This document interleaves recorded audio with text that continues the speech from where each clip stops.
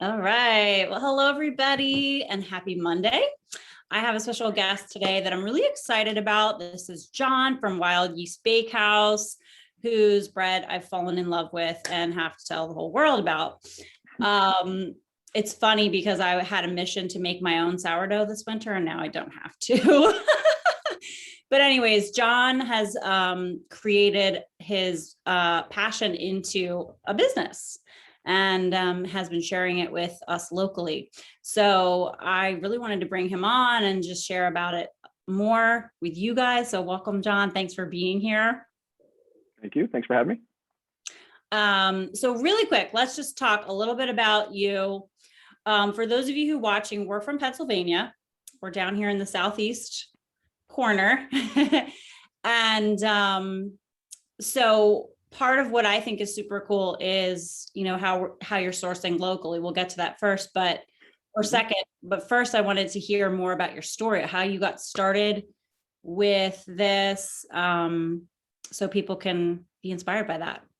Sure.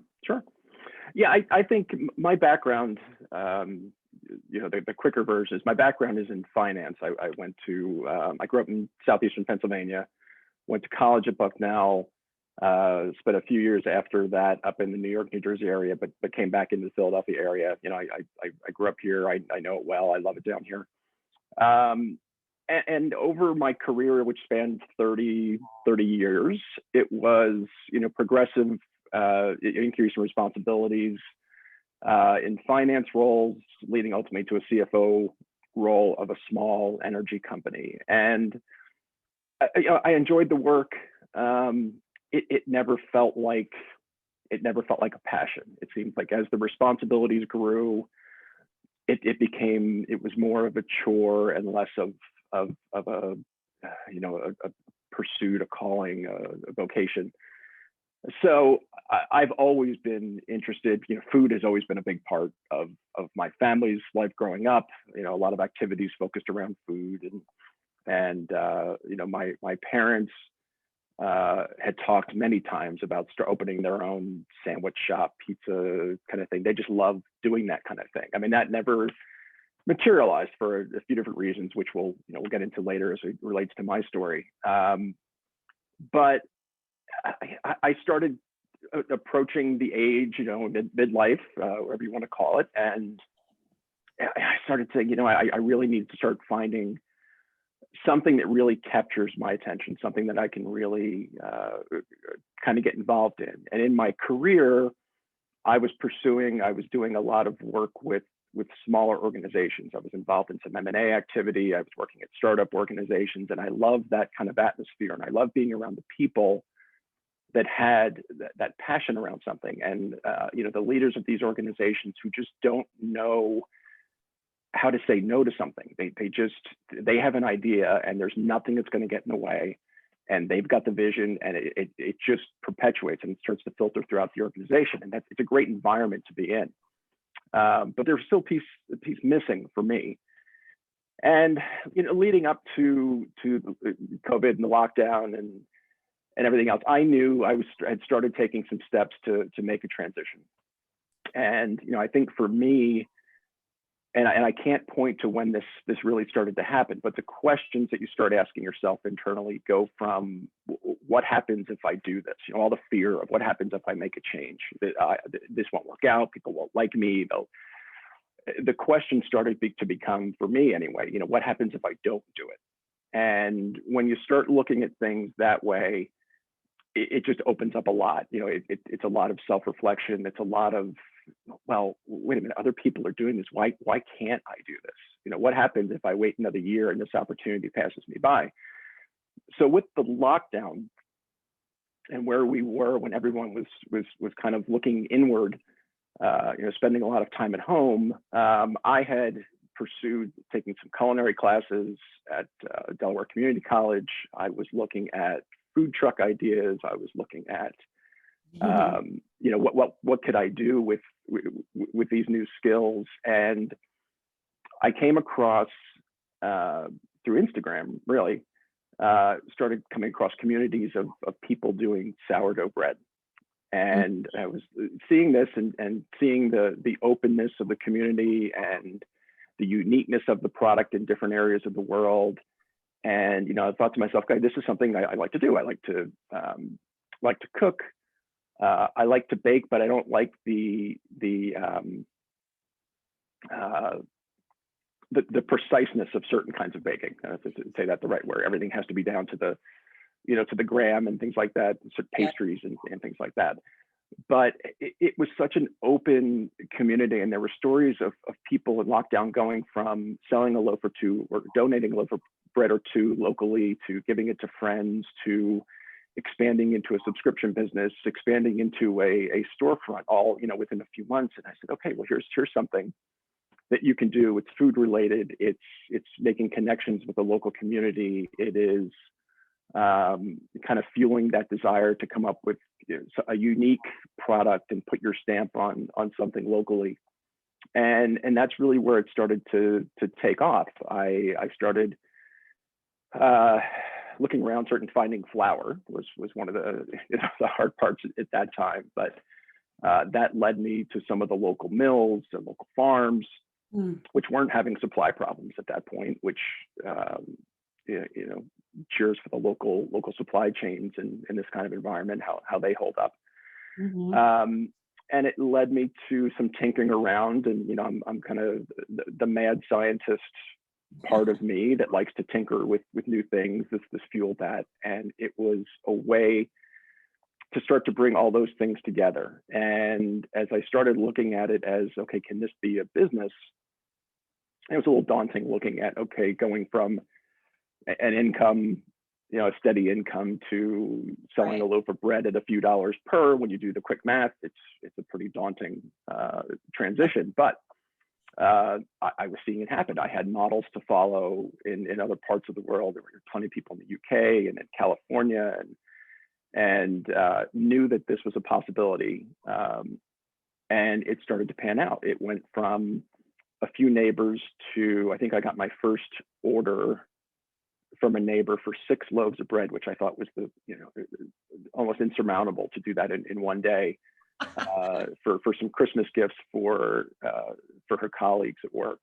And I thought, wow, this is great. I'm producing something that's mine, that's interesting, that's good. I'm giving this to a neighbor and kind of, helping them out. And I was getting feedback from the people who received it, how great it was, and how much they loved it, and haven't come across something like this.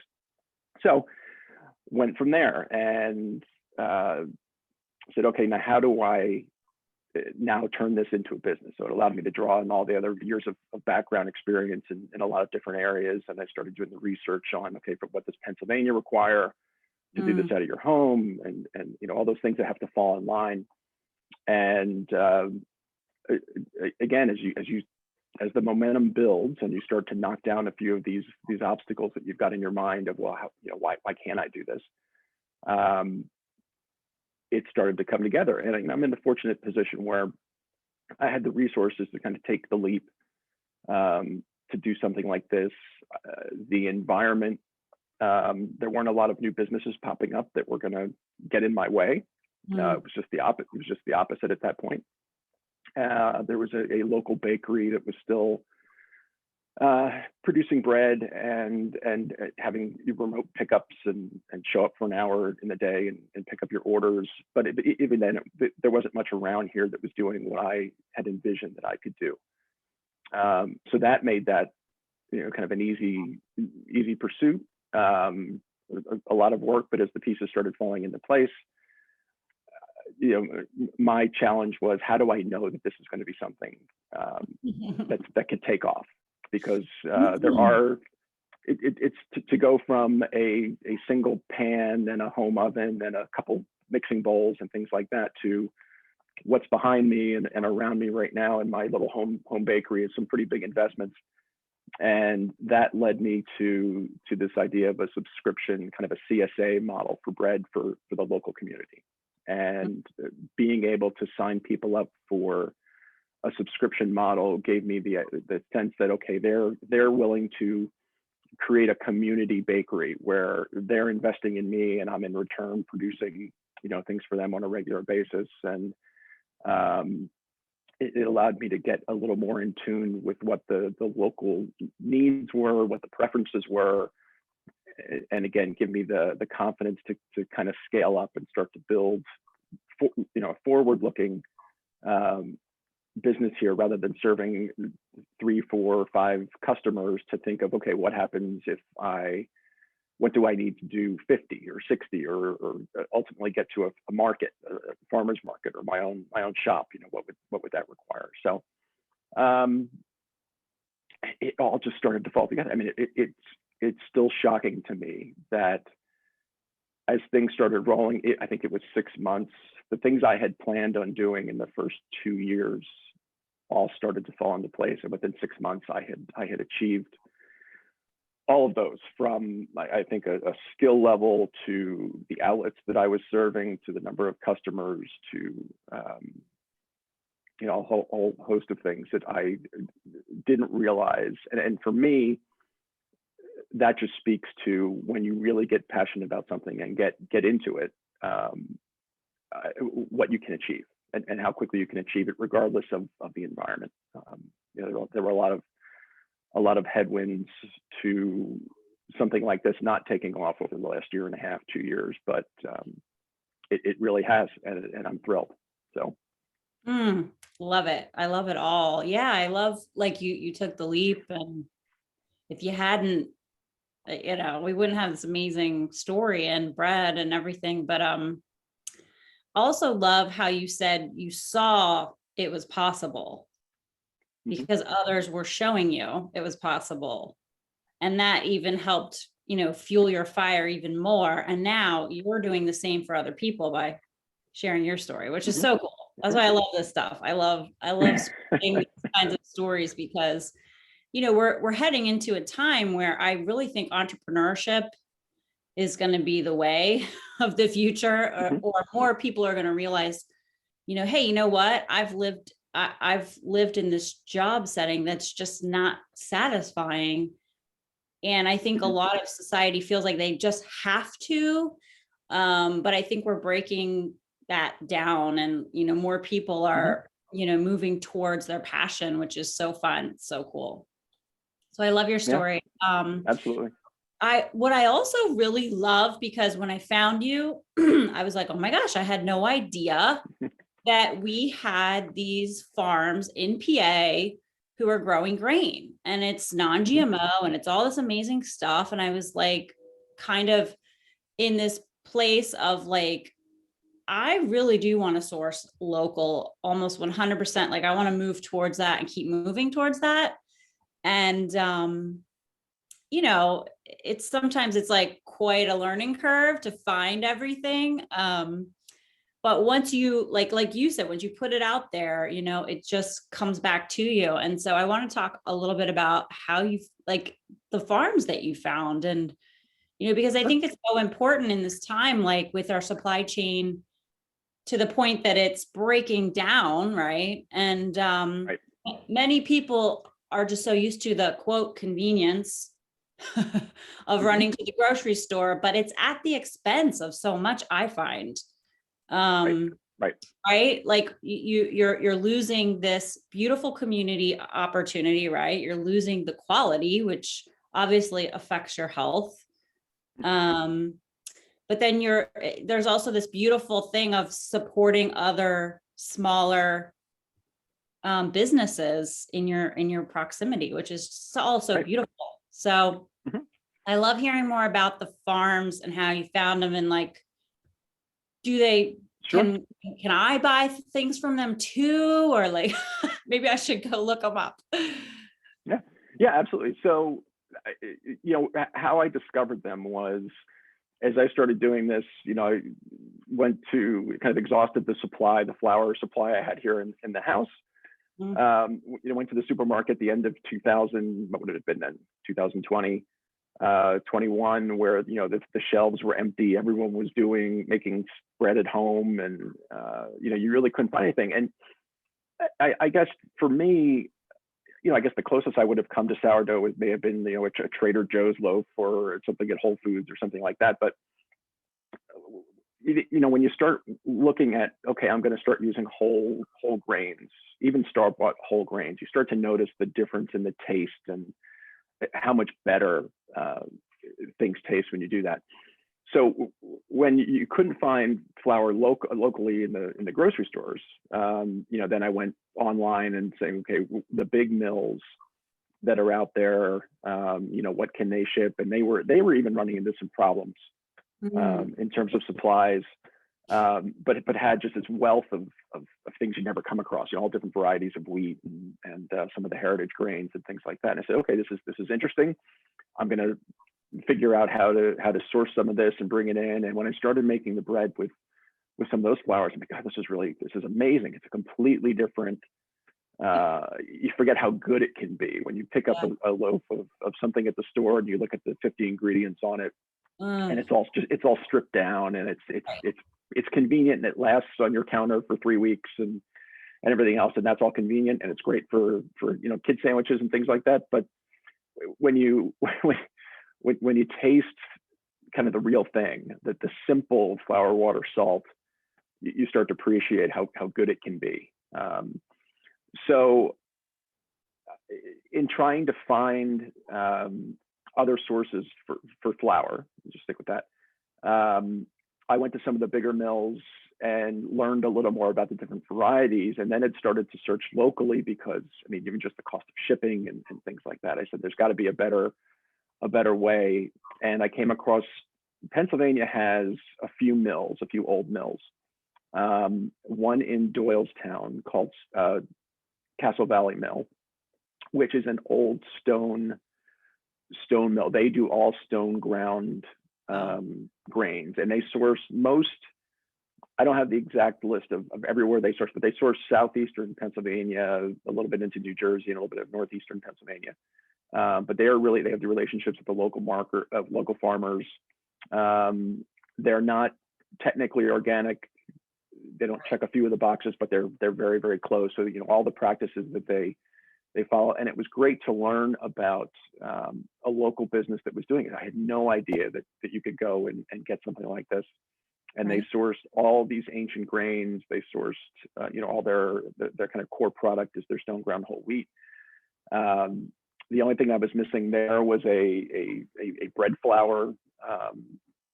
And at that point, I was still sourcing things from some of the larger mills and some of the bakery kind of warehouses. And then in just doing a little more research in Pennsylvania, I found out in Halifax, Pennsylvania, which is just north of Harrisburg, a place called Small Valley Milling, which is an organic mill that sources central Pennsylvania, and may extend a little bit beyond that, but local farms as well. Great source of bread flour, some pastry flour. They have a few of the ancient grains as well, but I still source all that from Castle Valley up in Doylestown. So I had all the product I could ask for because these businesses were still thriving because they were, local supply chains. They weren't having the big shipping delays. They weren't having everyone go online and order from around the world from them. And there were people. The Halifax one is an older couple that still runs their business. It's a family-run business in Doylestown. People were just so open and so willing to help and answer questions and everything else, and kind of move people along as they're trying to come up on a learning curve on something like this. That it was a pleasure to deal with. And I'm able to get the flour the next day shipped from them. They're open to everyone. So yes, you can call and go on their website and order things from them. The shipping is really, it's not terrible. It's quick. It's great product. Right now I'm having hundreds of pounds of flour show up on my doorstep from these places. So it's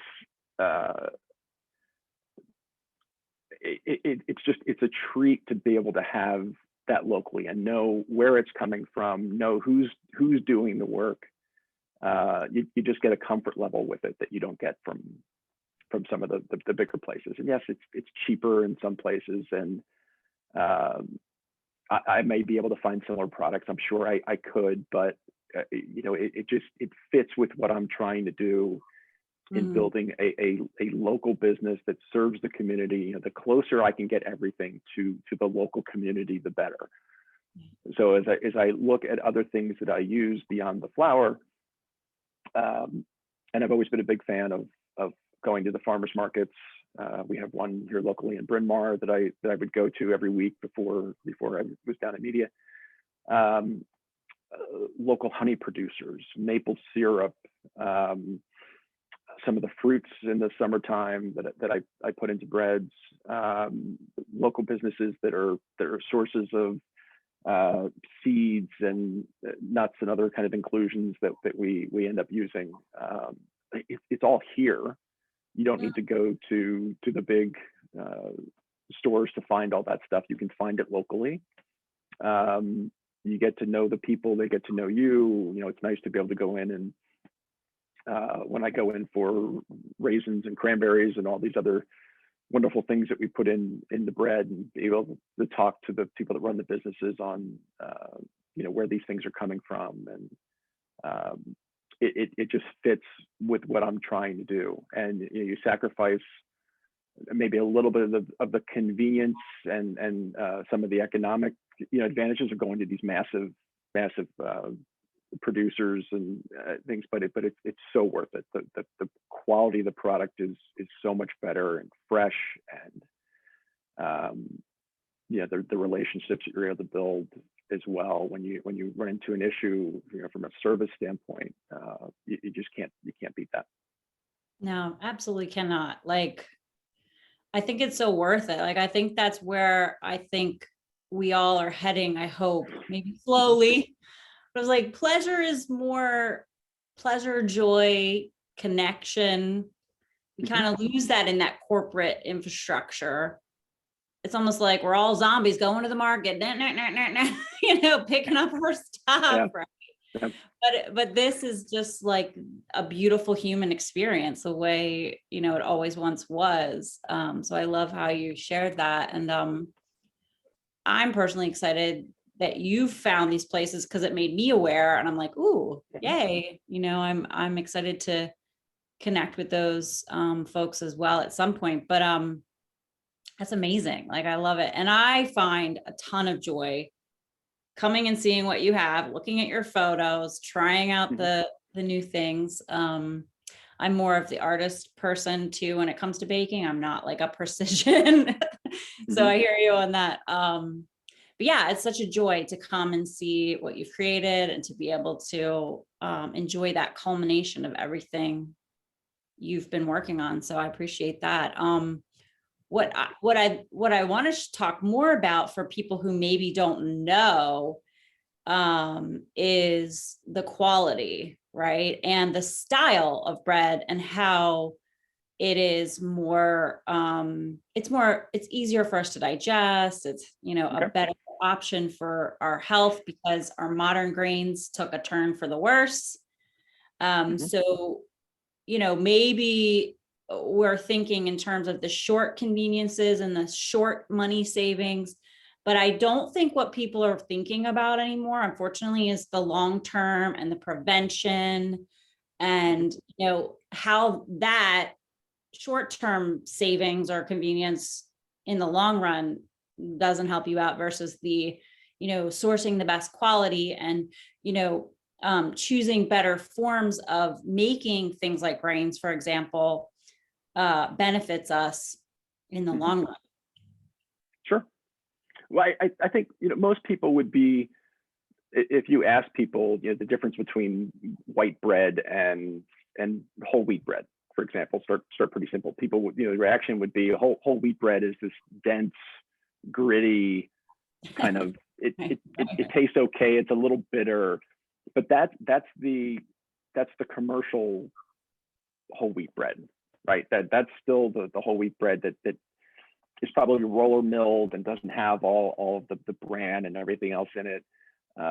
It's not slow fermented, and I'll get to that in a moment. But it's still the Franken bread. You see that term a lot out on Instagram. That it's this kind of patchwork and chemical laden thing. And yeah, whole wheat bread from the grocery store. If you go buy, won't give any brand names, but if you go pick up a loaf in the big old long plastic bag of whole wheat bread, it's not that great. It really isn't. And it makes you feel full, and it makes you feel bloated. It's convenient. That's the only advantage it has going for it. It's convenient, it's cheap. But when you again, I go back to when you taste something that's made with fresh ingredients and something that has the whole grains in it and quality flour, and you couple that with what people aren't aware of, and what I wasn't aware of until a couple of years ago as I started really looking into it, is that slow fermentation process and what that does. That starts to take all of the good stuff in the bread and the lactic acid and everything is part of this whole fermentation process, starts to break all that down. So it makes it easier to digest it. It gives you more of all of the good stuff coming out of the grain. So you're using whole stone ground grain, which is giving you everything. And what we use is the whole grains, whether it's spelt or rye or anything else. I use the whole grain. So everything is in. And the slow fermentation, our bread is it takes about 48 hours start to finish, because until you take the starter and build up and mix the dough and then let it sit and let the beneficial bacteria and the wild yeast do its job, and break down all of those things to allow your body to absorb more of the vitamins and minerals, it does make it easier to digest. It does make it more nutritious. You're getting more out of the grains than you would if it was either stripped out and never included at all, or if it was just a loaf of bread in a commercial bakery that's done in an hour and that's it. You're not getting that benefit. So it is, and I'm not going to pretend to know all of the science or quote new studies, but I have heard from people in some of the other places that I sell to. It is easier to digest if you have a gluten sensitivity, or a perceived gluten sensitivity. What it might really be is that you're eating bread that it's just that much more difficult for you to digest. And I've had people come back and tell me and say, this is the only bread that I've really been able to eat and not feel full after, not feel ill after, not have the aches or the upset stomach or everything that I normally have, associated with bread like this. And I firmly believe it is more nutritious. It does contain more fiber and more protein and more vitamins and minerals for you, and your body's able to absorb that. It is just healthier for you. But it's just also easier for some people to digest. Their body just handles it better. And there's no doubt that it's this slow fermentation and including the whole grains in the bread that allows that to happen. And there are a number of wonderful places to go. Over in the UK, there's something called the Sourdough School. A person by the name of Vanessa Kimball, who has done many studies on this, and they're so committed to teaching about the benefits of slow fermentation and the gut microbiome, and what does a healthy gut mean, and all the benefits that go along with that, and all of the kind of modern day ailments that can be prevented or mitigated, just by eating real food like that. Another inspiration around this, as I was leading up to Michael Pollan, number of great books, but I came across him. I think it was one of my kids' school assignments was Omnivore's Dilemma, which is where I first discovered him. And this wonderful thing about, isn't it great that we can choose to eat anything we want and everything's available to us? So how do you go about making those decisions about what do you eat? And then In Defense of Food was the other book of his that really spoke to me about, okay, what has food become in kind of the modern world, and And it's become more science than food. And what are we losing by going down that road? And how can we get back to eating simple, real foods? And what can that do from our diet standpoint, and just the overall health of the population? What can that do with some of those simple changes? And again, that all has kind of led me to where I am, and where I'm trying to take this business, and what I'm trying to promote to people. I mean, there's a whole education side of this that I hope to go into a lot deeper. As production ramps up so quickly, I've had to kind of table that for a little bit, but taking opportunities like this, in the summer, I was fortunate enough to have someone invite me to do we have a summertime book program, reading to the kids in the neighborhood, and they invited me to talk about the sourdough process and share some books that were written for kids on the sourdough process. Do more things like that to really educate people on the benefits of something like this, and have that kind of couple the breads I produce, and really help people to understand and want to take advantage of the quality of food that I'm producing. I love that. I now I'm like, what are these books? Yeah, I love it. It's so, you covered so much amazing stuff, and I think one of the things, and so I'm a nutritional therapist, in my kind of like world, there's been a lot of arguing going on about what macronutrients are healthy and da da da da, the whole sorry about that, carbs are bad, and gluten is bad, and all this. And you had said the word perceived gluten intolerance, and I was like, yeah, because the quality, and then there's also the factor of the glyphosate, which is a poison, right? So we have not only what they're doing, how they're making it, but the fact that we're already have this toxin in the grain. It's not like you can spray a grain crop and think, oh, it's going to kill the bugs, but it's not going to get into the food and bother us. Right. So, I don't know if you know Stephanie Seneff, she's a MIT scientist. So that's her whole thing about exposing glyphosate. Okay. So for a lot of people, it could be that, or just the way it's prepared, because of the modern wheat has changed from the ancient wheat. So I love that you both source the ancient wheat that's closest to organic as possible. I know farms have a hard time getting that certification. So we have to be in conversation with them and understand how they're doing it, and really kind of just be open, right, to, okay, well, they're doing way better than like what I can get anywhere else, right? But then you marry the process of slow fermentation and that whole breakdown, which is going to help us with our ability to digest. We don't have to produce as much amylase and all these enzymes that break down the carbs. And then it goes better along the whole pathway into our gut.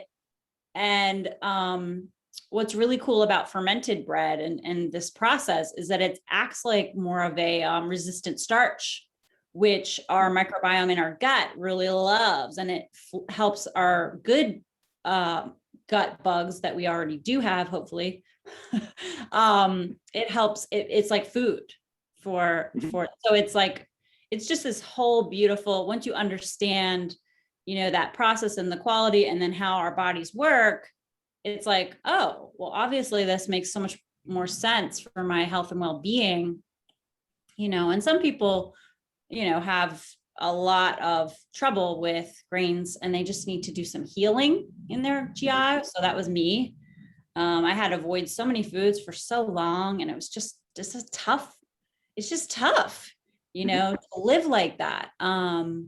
So hopefully more people will catch on, because if we start our kids younger on these things, they won't have the GI damage that eventually one day could turn around and become a bit more of a loud body signal of not so much fun, right? Like the symptoms that we can get. So it's really important to me. I love that you were reading to the kids, because now we're starting to educate the kids too, and the parents, and hopefully, see the next generations not have all these problems that we had to go through. I'm speaking for myself. Like, I had a lot of challenges. But when I eat your bread, zero problems. And it's great because my heredity is parts of Europe where grains were very prevalent in our diet. And so it's just really great that I can eat grains without like the whole grains are bad, that whole, all those macro wars out there. It's like, you guys, come on. When you get into the heart of the whole thing and really understand it all, it's like, oh, okay, well, let me give it a shot in this format and see how my body responds, So yeah, so it's cool. And it's great that, because I haven't found many bakeries around here that do it the way you do. And trust me, I have been looking for years. And then gluten-free breads, it's hard to find really, really good ones. So if you can get back to grains and tolerate them, why wouldn't you, right? Especially if it's done in a way that actually benefits you. So I love that. Plus it tastes great. Oh my gosh. Which is so gratifying to bite in and just, and I love to, I want to say this is the nutritionist in me. You do have to chew and eat it slower, which you actually need to be doing anyway, but we aren't. So it's just like, oh, it's this beautiful experience of slowing down, eating this amazing.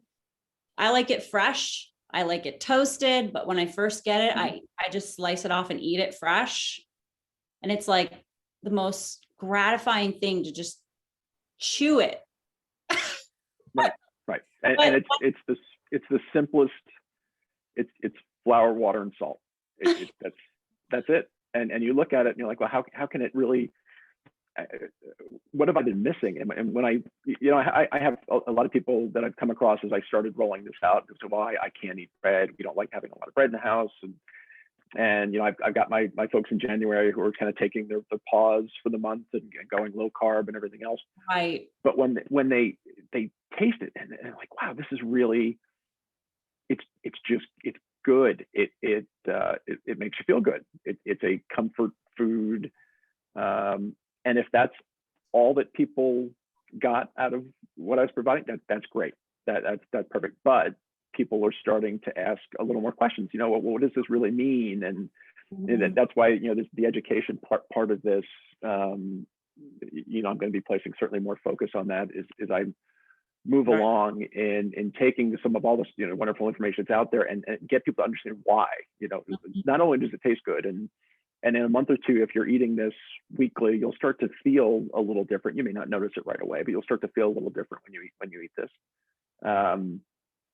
And you won't gain 50 pounds eating this bread. There's a whole host of things that you will. It just speaks to that. Back to Michael Pollan's book. Just eat real food. Just you can benefit so much more from just focusing more, and it can be something as simple as this, and you'll see the difference. Yeah. Well, and the thing too is anything fermented, it's like you said, it's breaking down those starches and sugars into a more digestible form, so that makes it lower carb, if that's important to you, which that's just a thing people latch on to and feel like, like you said, you're going to gain a ton of weight if you eat all the carbs. And I actually had someone here this weekend and she's like, oh, I'm trying not to do carbs in the morning. I said, no, this is not the kind of carbs you think. Like, because I gave her a slice of your bread and toasted it and put some local jam on it. And, because we just get so conditioned. So I do love that you want to educate more, because I think people, get into the dogma too much when they're making any changes around food in their diet, because it's just too vast of like what's been, let's say, done to us, because it's true. Mhm. Like the system of food has been done to us, and we've been so far removed from the old ways, the ancient ways, the quality, Mhm. the slowness of it too. I mean, like could all stand to slow down a little, right? So it's Mhm. just a beautiful synergy. But so I would love to hear about, like, so you have your CSA Mhm. that you do, and then you go to, I don't know if you go to more markets than the media farmers market, but that's where I found you. So All right. um Yeah. So where I'm currently, so you mentioned the CSA. So we have what I call our Breadshare program, and that's really where this business started. It was going to the local communities, and I service an area probably extends about 5-6 miles radius around my home. And I'm up to, I probably have, I'm approaching 100 weekly customers who receive a loaf of bread each week. They have a day from Tuesday to Friday. I bake the bread in the morning and I deliver it to them by the afternoon and deliver it to their door. wow. And it started off where I would just make a loaf each week, and whatever I made, I would give them. So people wouldn't necessarily even know what was coming, but it was one of 2 or 3 different things. And then as it started to expand, some people wanted the table plain sourdough, some people wanted cinnamon raisins, some people wanted this. So now I offer a choice, and people can choose either my baker's choice loaf each week, or they can get our house meadowwood sourdough or cinnamon raisin each week. So there's a little more choice, and people can sign up and select their loaves for the upcoming month. So again, that's Tuesday through Fridays. I do that. I have a few local coffee shops that I deliver to that use it for various kinds of toast, avocado toast and a few other things. So I've got a few of those. I have another few outlets that I deliver to on a wholesale basis, and then they resell. And then the media farmers market. That's the only market that I do. And how that whole opportunity came about was, so media was without a baker for a period of time. One of the local vendors that I use for another product recommended me to, they knew my story and had recommended me to Farm to City, and I got a call sometime in July about possibly coming down to media and joining that market. And that was, part of my 2-year plan was to, hopefully I can get to something like that in 2 years. I'll get a spot like that. And I had to wait a few months to kind of scale up where I could service something like that. And they were very kind to say, absolutely, we'll wait for you. We want someone who is local, who's trying to develop a local business focused on local sourcing, who doesn't want to go out and do 10 different markets and is just here to kind of grow and leave. And I said, that's exactly it. I said, I'm at a stage in my life where I'm looking to do this. I'm not looking for it to grow into a $1 million business. I want to serve the local community and do this in a way where I can have a good balance in my life.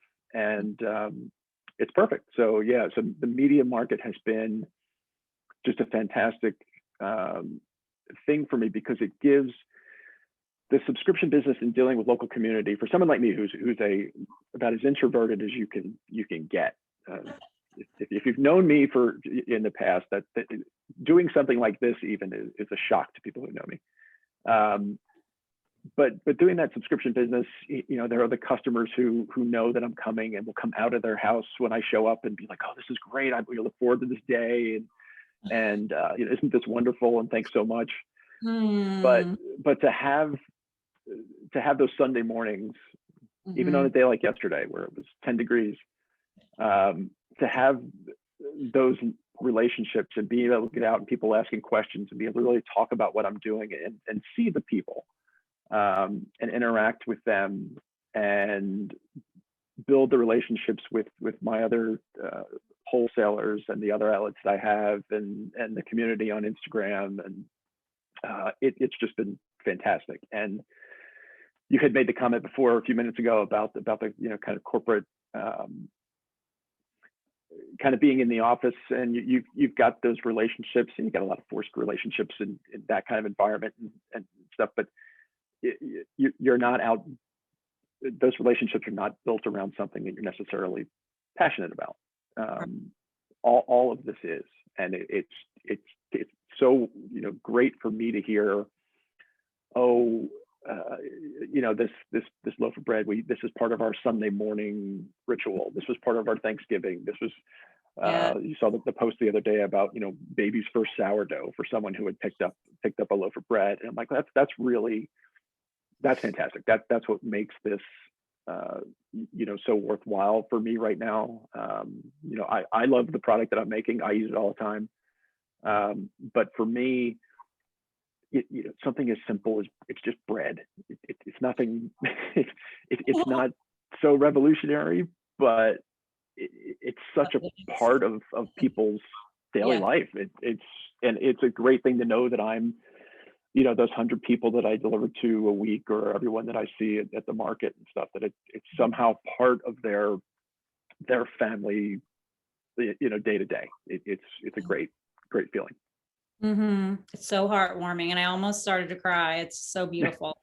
I love that. I feel that. And that's at the end of the day, it's like you're doing something you love. People love it back. It's like this beautiful, it's just the way the world should be, right? And we kind of lost that a lot, right? So I think that's what, makes it so special for me, is the market is like my probably the highlight of my week, because I love to talk to all the vendors and hear what they're doing and their story. And I'm just so grateful that each one went for it and are producing these amazing foods that I'm not necessarily going to do all for myself. Not all of us are going to become like homesteaders and do it all, right? So it's just great to, it's just so great to have access to this quality, but also like the people who are pouring heart and soul into producing. Like yesterday at the farmer's market, I was like, thank goodness for every one of these vendors. I'm like, it's so cold, but you guys were all there. And I was like, oh my gosh. So I love it. So I love that you have the Breadshare. That's so beautiful. And then I'm grateful that you came to media, because that's where I go, and been able to benefit. And just, in fact, this morning I wanted to share this. And so I'm also very much I love experiencing new things. So I'm like, okay, I like the standbys that you have. I know the ones that are the classics, but when you have something new, I'm like, ooh, I want to try that. So what is it? The fig and cacao? Right. Holy moly. And it's beautiful. It's this dark, rustic. And I didn't know what to expect, honestly. And I was I got into it and I was like, wow, there's so much going on here. I wasn't prepared for this. And then I was like, ooh, I want raw honey or fig spread with this or something like that, which is so cool, because at the market, everybody around you has things that could go with the bread. Steve had started bringing his butter, and I was like, this is perfect. Yeah. So yeah, there's a reason that I'm near the butter and the olive oil and the honey. And it's perfect. It's oh, what am I going to do with my bread? Oh, there's the spreads, and there's and the goat cheese farmer who has her little schmears. Amazing. I love it. Yeah. And there are, that's the creative side of me, that mad scientist, the tinker. This is kind of endless for me. I mean, I'm limited. Whether or not I said this before, I'm sitting here in my home, in my living room, and this is the bakery. This is it. This little oven you see behind me here is what produces the 130 loaves of bread for the media market and all the loaves I do during the week. I'm only limited by time and energy at this point to continue to roll out those new things. And I get requests for all kinds of things at the markets. And yesterday, someone wanted rolls, and someone wants baguettes, and someone wants cinnamon rolls, and all kinds of things. There is no real limit to what I can put together, which is great for me. I mean, it gives me something to continue to learn about and tackle. So there will be a whole list of new things kind of coming, along with the favorites. You know, it's nice to know that people are coming for their favorite, you know, their cinnamon raisin loaf, or their I learned yesterday I have to bring the rye each week too, because there are a lot of people who are my friend disappointed that there was no rye bread. Yeah. But you know, I'm figuring that out, and I'm you know, trying to balance the new with the you know, meeting the demand that I've created on some of those other things, which is wonderful. So I don't want to lose that piece. Right. But I've got a few things that I'll be rolling out in the next, you know, few weeks and months. You know, I like to keep things seasonal as well. You know, I'll take advantage of, as we get into spring and summer, there'll be a lot more of the, you know, fruits and you know, vegetables on the focaccia and things like that. So there's just, you know, it's all here. You know, there's if you focus on seasonal aspects of this, and there's so much available in the area, and all these different markets, and even just at the media market. If I just went to either side of the street and picked up all of my fruits and vegetables and everything there, and then in between I can have any and everything else I could ever want to add into the bread, or to complement it. It's all right there. You don't need to go hundreds of miles away to find it. There's plenty here, and it's all great stuff. Yeah.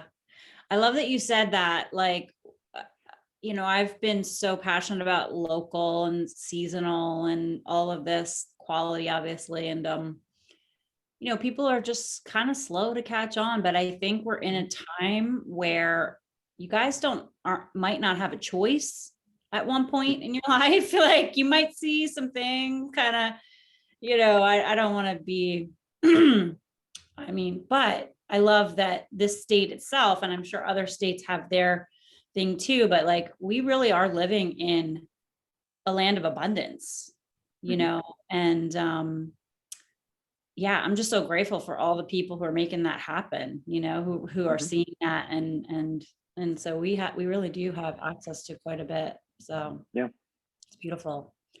Yeah. So and I think everyone has an appreciation of that, certainly now. The last year and a half, when you go to your grocery store, even now, you go now and see the empty shelves, you do appreciate that. You take a lot of that for granted, and if you just step back and say, okay, you know, how am I, if my favorite fruit, vegetable, you know, bread isn't there, what am I going to do? Right. It's all here. It's all been here. You just kind of fell into the convenience of, which is fine, but like blinders on. Yeah. Now you actually see it. I mean, how else would we have, you know, experienced this and had that kind of smack us right in the face and say, look, there are a lot of advantages to kind of keeping things local. And yes, you know, you will pay a premium for it. That absolutely. Things are expensive. Things are a little more expensive, but the quality, you know, if it's important to you to really know where your food is coming from, you just can't beat it. Yeah. And you know, your bread is much more satiating too. Like, I don't need to eat a ton of it. Like, you know, like you go to the restaurant, they bring out the bread basket and people are like scarfing down, and it's like, there's almost nothing to it. Right.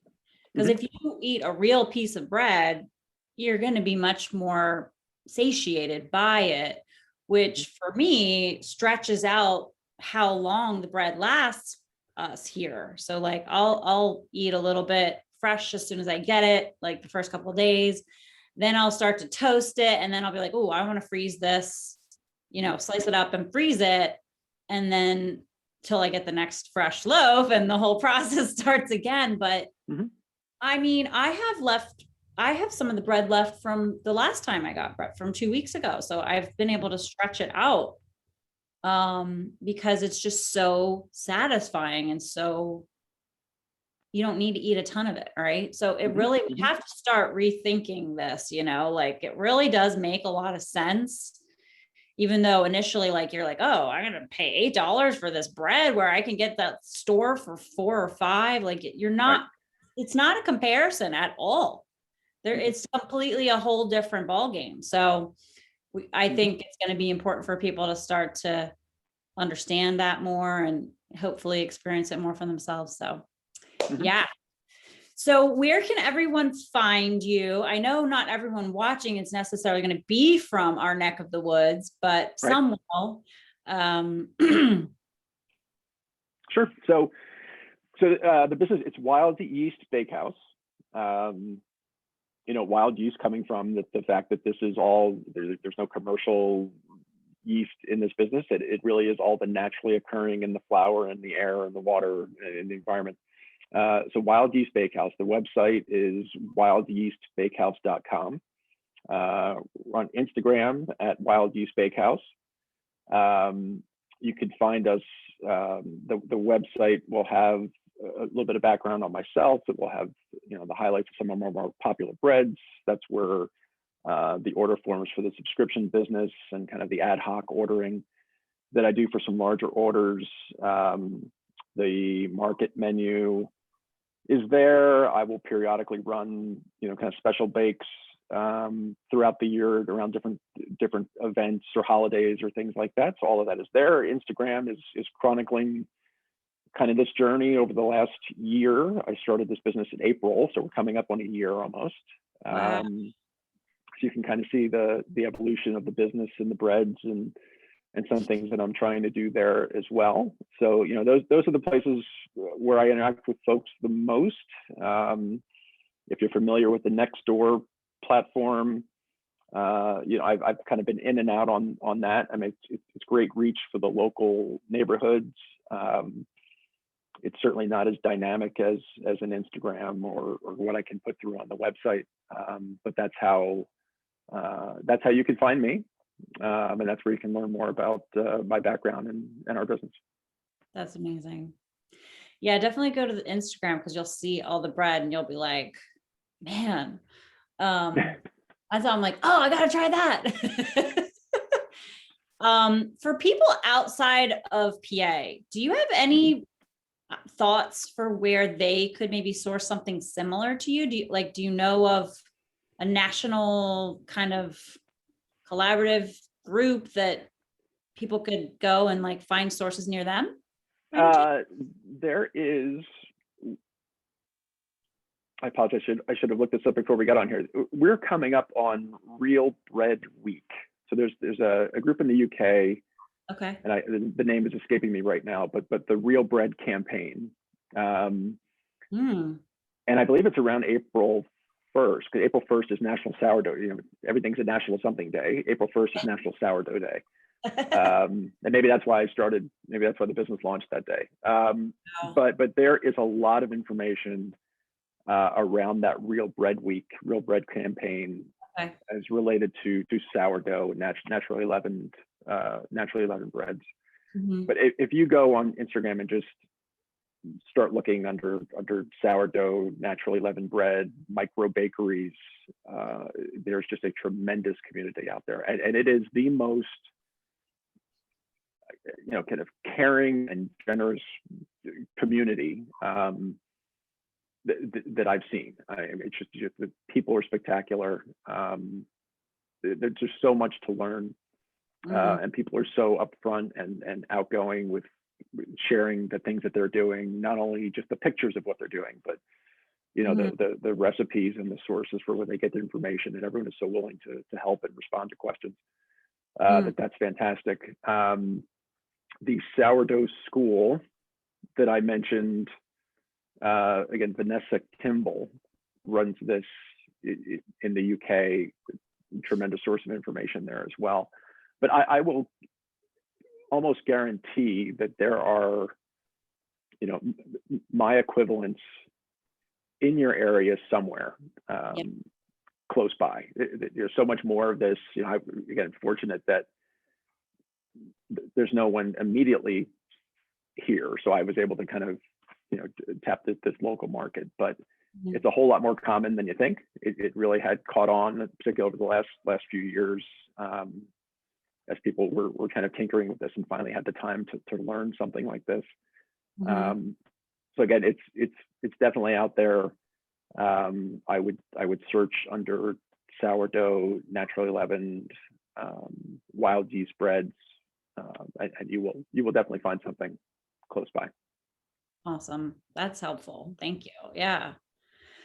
Well, I want to go ahead and wrap up, and I appreciate your time. Is there anything you have a last thought for everybody, like to leave them with as we go? Well, I think it's, again, thinking about this in terms of, how did this all happen, and kind of following your passion, which is one of the things we started on here. It's again, ask yourself those questions of not so much the fear of what could happen if I do this. It's the what happens if I don't. And for me, it was just where I was in my life, what was going on in the world around me at the time. If you start to flip those questions and look at it that way, it becomes a whole lot easier to start to take those steps, right, to kind of move forward, because you realize that there is a finite amount of time. There is right, at some point you just have to do it, whether it's a vocation, or if it's a the passion you're following, or if it's exercising, and you can kind of apply that to a lot of different things, and it really does help to get the ball rolling. So I think that's the most important thing if you've got something that you're considering like this. Again, I feel extremely fortunate to have had all of the support that I've had, family, friends, neighbors, folks like yourself, to kind of help me along the way. But you still got to get moving and do it. And sometimes it's not worrying about what will happen. It's worrying about what happens if you don't do something. So. Love it. Yeah, the universe rewards action, right? And I'm thinking of that phrase, like, what is it? Well, what happens if I fly? Right? Like, what's going to happen? Will I fail? But what happens if you fly? Like, what happens if? Right. And so thank you for taking the leap, because I certainly, for one, am grateful for what you've created, and brings a lot of joy to me personally. And funny thing is that's the name of my podcast. It's a joy to be me, and it's a joy to be you doing this in the world. So I love that synergy there too. So thanks again for being here with us. Thank you. And, everyone go find all those places as they pertain to you, and I'll have links below for you as well. Great. Thanks so much. Oh, wait.